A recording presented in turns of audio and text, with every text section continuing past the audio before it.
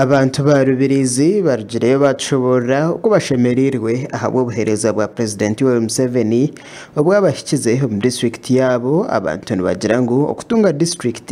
kikaba yamba kubasiya buhereza hihi batagire kugenda engendo ningwa Ankarubirizi twesimusa umyaka ejo kureba ngo tutungire district twayahora twaba autonomous distributed karugaro bushenyi twija twaza hano obuhereza bwaba bwingi aba bamusimira ebyo kwerinda ebiryo mu Rubirizi ahabo kurinda je enyanja zabo kandi abanyarubirizi baziganyirwemo omukushohamo ebyenyanja bikabaretera intunguka omumaka gabo. Ekinkusimira government ejitwe nk'abantu b'emyaro nawo jangu government Museveni akakireba yaturetera amahe abo kwenda kurinda mizi kugira ngo abantu base kuswa kurungi rero tubase kubona ebyenyanja ibratubase kutunga sente tukakora ebyentungo. Chairman wa NRM ahabwe cyange cya Rubirizi yasema ubuhereza bwa President Museveni konka hine ebyashaba ngo President Museveni abakorere yaba yagarukire ahantebe bwa president entasejo agire sirata atwire PDM abantu ombyaro batunjire kandi tureba no manifesto ye naza kutwongera ba youth yine byabahire nabyo ntuyenda kubisima enguto amarwaro agakozire konka nabwe tagakumara so omukwijja kwe ntuyenda kubisima awe byatukorire konka ntuyenda kumushaba nebindi ebyakuba natukorera. Rubirizi district no mwanya ogwejwira mahamba na nenyamishwa nkenjojo ebichoncho nebindi bingi kandi abatura mbasima government ahabo kubaretera ekitimba cy'amashanyarazi ekibatambire nyamishwa okushisha emisiri yabo ujya mu mashanga hataruho buju abantu bakabarara kuno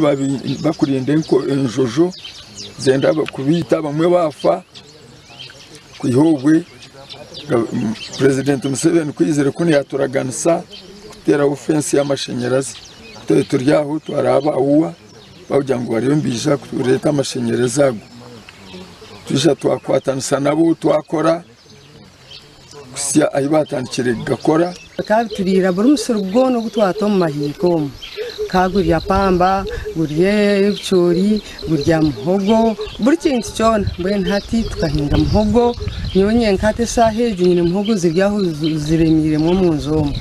mwene sitimbe shikatuyamba nsima mnonga abateresa rabawa nsima wisitensa Yoweri nsima bona batukunze bakatukorera mu rumogo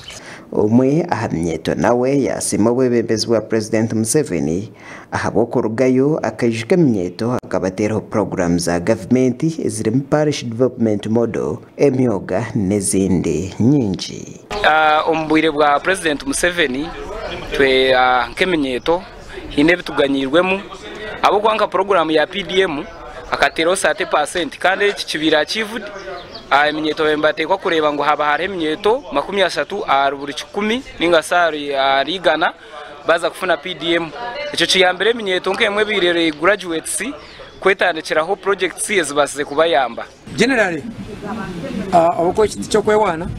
Rubirizi twabiro ranked ningasitwa batiro mu karanka namba 2 mu ihanga abo